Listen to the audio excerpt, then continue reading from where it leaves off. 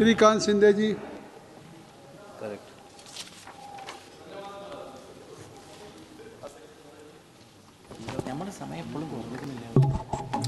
बहुत बहुत धन्यवाद आपका। मैं आपका हृदय से आभार व्यक्त करता हूं कि आज आपने मुझे इस विकसित भारत की नींव रखने वाले वर्ष 2026-27 के ऐतिहासिक केंद्रीय बजट पर बोलने का अवसर प्रदान किया।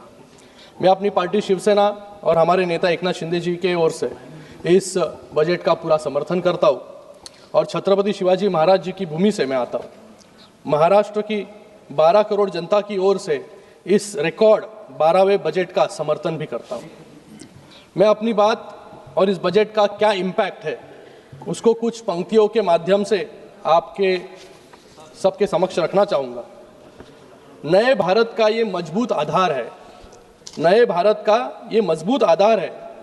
सेहत, शिक्षा, रोजगार, हर सपना साकार होगा। न रुके हैं कदम, न थमेगा ये कारवां। देख लो दुनिया वालों, ये बदलता हुआ हिंदुस्तान है। ये 12 साल की यात्रा सामान्य नहीं है।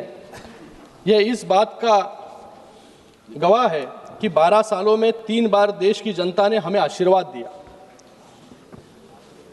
और 9 बार माननीय वित्त मंत्री जी ने यहाँ पर इस सदन में रिकॉर्ड बजट पेश किया। मैं उनका भी तहे दिल से यहाँ पर अभिनंदन करता हूँ कि भारत के इतिहास में पहली बार सलग कंटिन्यूसली 9 बार बजट पेश करने का काम जो है वित्त मंत्री जी ने यहाँ पर किया है। कल कुछ लोग भाषण दे रहे थे और वो भी वीमेन, सारी महिला, और वो भी वीमेन, वुमेन देश की महिला। आने वाले समय में महिला राज इस देश में आने वाला है। 33% महिलाओं का आरक्षण जो है, और सब कल कुछ लोग भाषण दे रहे थे यहाँ पर कि सारी कमियां गिना रहे थे, लेकिन मैं एक युवा होने के नाते आज की पीढ़ी को ये बताना चाहूँगा कि हमारा देश कहाँ था और हमारा देश आज कहाँ तक पहुँचा है। देश का बजट 2013-14 में सिर्फ 16.5 लाख करोड़ था। आज माननीय प्रधानमंत्री जी के नेतृत्व में हमारा बजट 53.5 लाख करोड़ का हो चुका है। यह हमारी भारत सरकार की ताकत है। तीसरी बार जीत और 3 गुना विकास।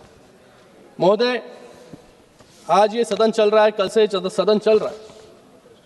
गए कई दिन कुछ साथियों ने सदन चलने नहीं दिया। कुछ लोग अनपब्लिश्ड डॉक्यूमेंट को प्रस्तावित करने की कोशिश यहाँ पर कर रहे थे। हाँ राहुल जी, सुन, बहुत कोशिश। आज भी यहाँ पर कुछ ग्रिप चोक इतना ही शुरुआत में मुझे सुनाई दिया। बजट पे भाषण है या किसी और चीज़ पर, या मार्शल आर्ट्स पर। मार्शल आर्ट्स की क्लास अगर लेनी है हमें तो हम जरूर आएंगे आपके पास। लेकिन मुझे लगता है कि अगले समय से इस सदन में अगर हमारे नेता अगर भाषण करने के लिए आए तो मुझे लगता है कि जैसे कोई मूवी के पहले एक डिस्क्लेमर आता है कि ये भाषण पूरी तरह से काल्पनिक है, काल्पनिक घटनाओं पर आधारित है, इसका सत्य, तर्क या वास्तविकता से दूर दूर तक संबंध नहीं।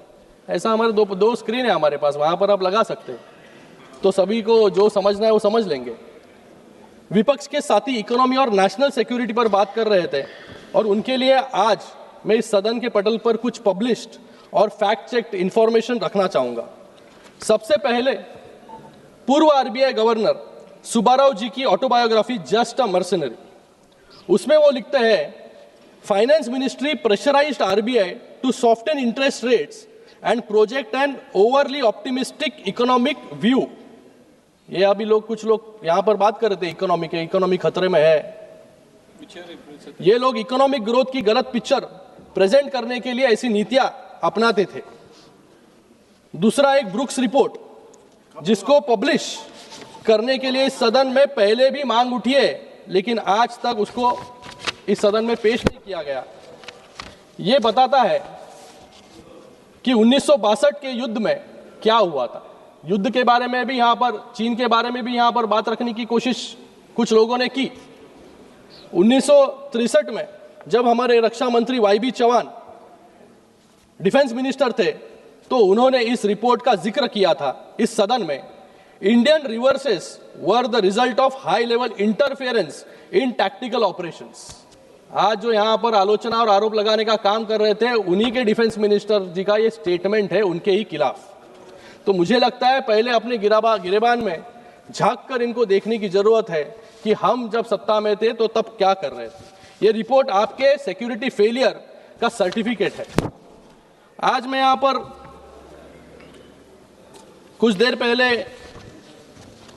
विपक्ष के नेताओं का भाषण सुन रहा था। अपने भाषण में ग्रिप शब्द का बहुत बार इस्तेमाल किया। वो कह रहे थे कि सरकार की राजनीति पर ग्रिप नहीं है, हमारी नीतियों पर ग्रिप नहीं है। महोदय, मुझे इनको कहना है, और उसी के साथ में ये सपना भी देख रहे थे खड़े खड़े कि अगर इंडिया अलायंस अगर अमेरिका के साथ डील करता, इंडिया अलायंस अगर अमेरिका के साथ डील करता तो किस प्रकार से डील करता। देखिए, सपने देखना तो अच्छा है, लेकिन जागते हुए खड़े रहकर सपने देखना हानिकारक है। अमेरिका से डील करनी तो दूर की बात है, मुझे लगता है कि इंडिया अलायंस के पार्टनर के साथ पहले इन्हों को डील करना बहुत जरूरी है कि जो पार्टनर, एक पार्टनर यहां है, एक पार्टनर वहां, एक पार्टनर कहीं और है। तो आज इस प्रकार से ये डील के बारे में बात कर रहे थे, जिनकी खुद की पॉलिटिकल डील हर राज्य में कैंसिल हो रही है, जो आज सदन में खड़े होकर अंतर्राष्ट्रीय संधियों पर ज्ञान दे रहे हैं। पहले अपना घर संभालिए, फिर देश, फिर दुनिया के बारे में सोचिए। यहां पर चोकिंग के बारे में बात किया। इतिहास गवाह है गए 12 सालों में किस तरीके से हर एक राज्य में लोगों ने इनकी पार्टी को चोक करने का काम जो है गए 12 साल में किया है। आज तक वो कंटिन्यू हो रहा है और आगे भी ऐसे ही चोकिंग 96 टाइम्स लव जी बोल रहे 96 टाइम्स चोकिंग हुई। अरे तुम तो अभी वहां गए राहुल जी, यही थे, उसका लीजिए थोड़ा सा एडवांटेज। अगले बार वहां रहोगे तो चौक हो जाओगे। अध्यक्ष महोदय, यहां पर डेड इकोनॉमी के बारे में भी बात कर रहे थे। ये डेटा के बारे में बात कर रहे हैं, डेड इकोनॉमी के बारे में बात कर रहे हैं। मैं कुछ तथ्य और डेटा यहां पर रखना चाहूंगा। ये डेटा आपको स्पष्ट कर देगा कि डेड इकोनॉमी जो थी वो 2014 के पहले ये विरासत में देकर गए थे, लेकिन 2014 के बाद माननीय हमारे प्रधानमंत्री नरेंद्र मोदी जी के नेतृत्व में ये डेवलपिंग इकोनॉमी की ओर जो है ये देश बढ़ रहा है। तीसरी बड़ी अर्थव्यवस्था बनने भारत जा रहा है। ये टेक्सटाइल इंडस्ट्री के बारे में आप कह रहे थे कि टेक्सटाइल इंडस्ट्री डेड है। मैं महाराष्ट्र से आता हूं और महाराष्ट्र जो इस देश का टेक्सटाइल हब माना जाता है, जहां की मिलों की धड़कन से देश का कपड़ा बाजार चलता है। ये टेक्सटाइल सेक्टर 1 करोड़ लोगों को जॉब देने का काम करता है। जो टेक्सटाइल सेक्टर 1 करोड़ लोगों को जॉब देता है वो कैसे डेड हो सकता है। ये नीतियों का फल है कि गए 12 साल में ये टेक्सटाइल हब इनके समय पूरी तरीके से डेड हो चुका था। उसको रिजुविनेट करने का काम, जिंदा करने का काम हमारी सरकार ने किया, हमारी नीतियों ने किया। इसलिए 1 करोड़ लोगों को जॉब देने का काम ये टेक्सटाइल सेक्टर कर रहा है। और ग्लोबल टेक्सटाइल एक्सपोर्ट्स के बारे में हम लोग बात करें तो 4% है, जो 4% पूरे दुनिया का टेक्सटाइल हिस्सेदार हो सकता है, वो डेड कैसे हो सकता है। तो इसलिए मैंने कहा आपको कि शुरुआत में लगा दीजिए डिस्क्लेमर। ये गंभीर बात यहां पर कर रहे थे कि भारत माता को बेच दी। यहां पर किरण रिजिजू जी कहा यहां पर कि किसी माइकलाल में दम नहीं है जो भारत माता को बेचे, लेकिन इनके समय भारत माता का अपमान करने का काम किसने किया। अक्साई चीन याद है आपको अक्साई चीन, इनके ही प्रधानमंत्री जी ने कहा था वहां तो घास का एक तिनका भी नहीं उगता, इस जमीन का हम क्या करेंगे। कच्चा थीऊ द्वीप जो श्रीलंका को दे दिया, इनके ही समय दे दिया। तो भारत माता का अपमान करने का काम इन लोगों ने किया। और जम्मू एंड कश्मीर जिसको बचाने का काम हमारे प्रधानमंत्री और हमारे होम मिनिस्टर जी ने किया, 370 कलम लगा के, आज उसकी बदौलत है आज जम्मू एंड कश्मीर भी भारत का हिस्सा है। ये कह रहे थे यहां पर कि पाकिस्तान और भारत को अमेरिका ने एक ही तराजू में तोला है। मैं यहां पर कुछ ये जैसे बुक लेके आए थे, मैं यहां पर कुछ न्यूज लेके आया हूं। US used Pakistan, then threw away like toilet paper। ये किसने कहा? ख्वाजा आसिफ, जो डिफेंस मिनिस्टर है पाकिस्तान के, 2 दिन पहले ये उन्होंने कहा। ये है पाकिस्तान की लेवल, जिसको हर समय भारत के बाहर भी जाकर भारत को अपमान करने का काम और इस सदन में खड़े रहकर भी भारत का अपमान करने का काम कुछ लोग रोज यहां पर कर रहे हैं।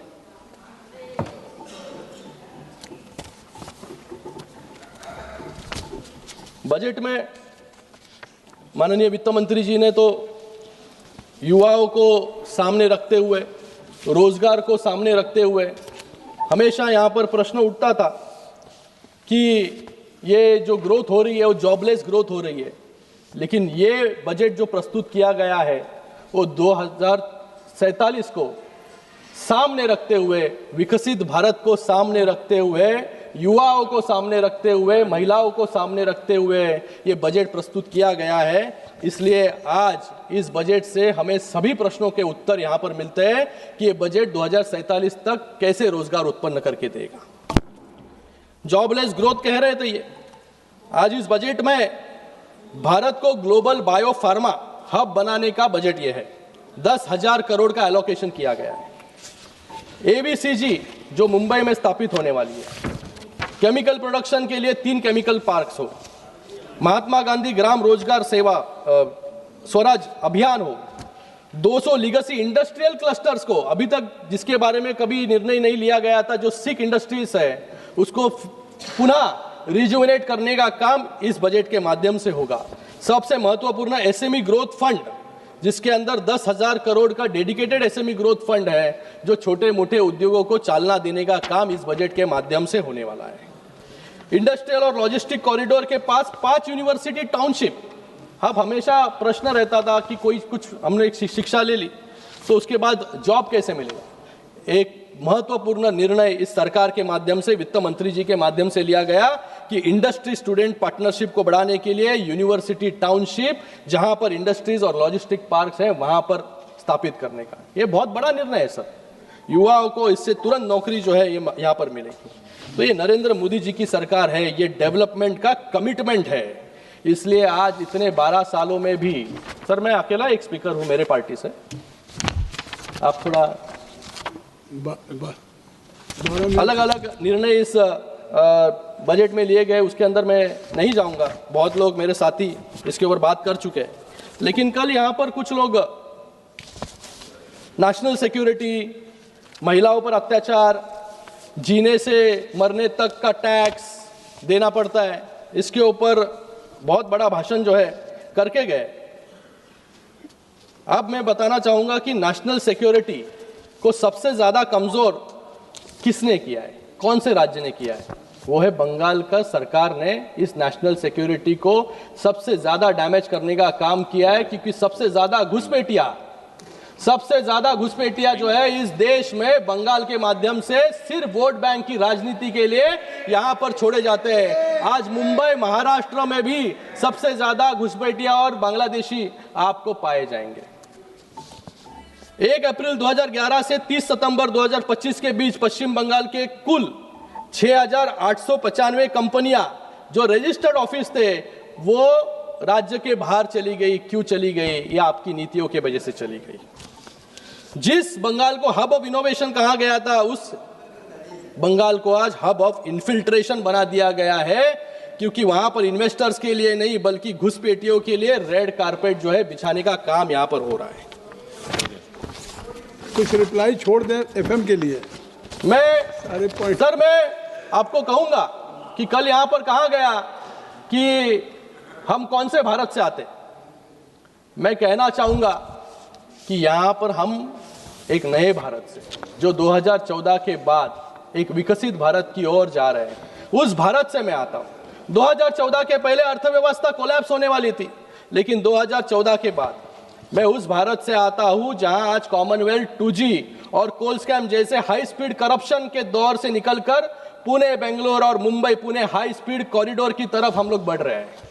मैं उस भारत से आता हूं जो 9% इन्फ्लेशन से निकलकर 2 लाख स्टार्टअप्स और 120 यूनिकॉर्न्स के माध्यम से इनोवेशन की तरफ हम बढ़ रहे हैं।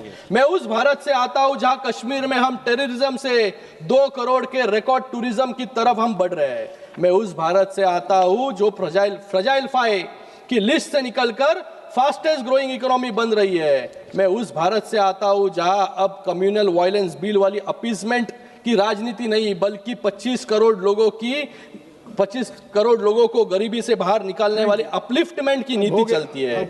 मैं उस भारत से आता हूं जहां पहले की राजनीति करप्शन पथ पे चलती थी, आज कर्तव्य पथ पर चल रही है। मैं उस भारत से आता हूं जहां 2014 में हाईवे सिर्फ 91,000 किलोमीटर थे, जो आज 1.5 लाख किलोमीटर हो गए। सड़क बनने की रफ्तार 11 किलोमीटर प्रतिदिन से 34 किलोमीटर बन चुकी है।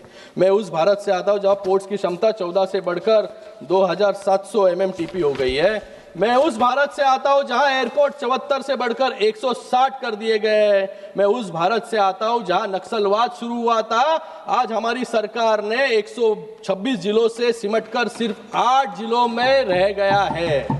मैं उस भारत से आता हूं जहां भारत का डिफेंस एक्सपोर्ट 2013-14 के 680 करोड़ रुपए से बढ़कर 2024-25 में 23,600 करोड़ रुपए तक हो गया है।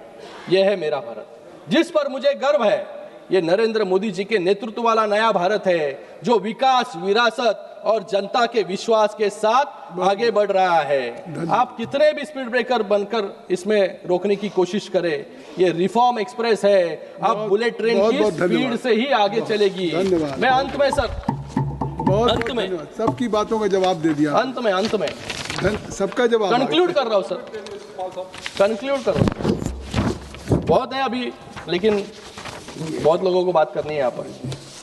अध्यक्ष महोदय, अंत में मैं इतना ही कहूँगा कि बजट महज पन्नों का पुलिंदा नहीं है। ये बजट किसान के खेत में पानी, युवा के हाथ में रोजगार और महिलाओं के जीवन में सम्मान और गरीब के घर में राशन की गारंटी है। ये जितने भी नकारात्मकता फैला दे, देश अब रुकने वाला नहीं है। देश अब अनपब्लिश्ड किताबों पर नहीं, पब्लिश्ड विकास पर ही विश्वास करेगा। और अंत में कुछ पंक्तियां, जहां उम्मीदें दम तोड़ती थी वहां हमने फूल खिलाए हैं। बड़ी तरकीब से कश्ती यहां तक लेकर आए हैं। बहुत बहुत धन्यवाद। बदल देते हैं हम दरिया की लहरें अपनी हिम्मत से, बदल देते हैं हम दरिया की लहरें अपनी हिम्मत से। आंधियों में भी अक्सर हमने चिराग जलाए हैं। इसी के साथ में मैं इस बजट का पूरी तरीके से समर्थन करता हूं। वित्त मंत्री जी का फिर से एक बार अभिनंदन करता हूं। धन्यवाद। जय हिंद, जय महाराष्ट्र। धन्यवाद।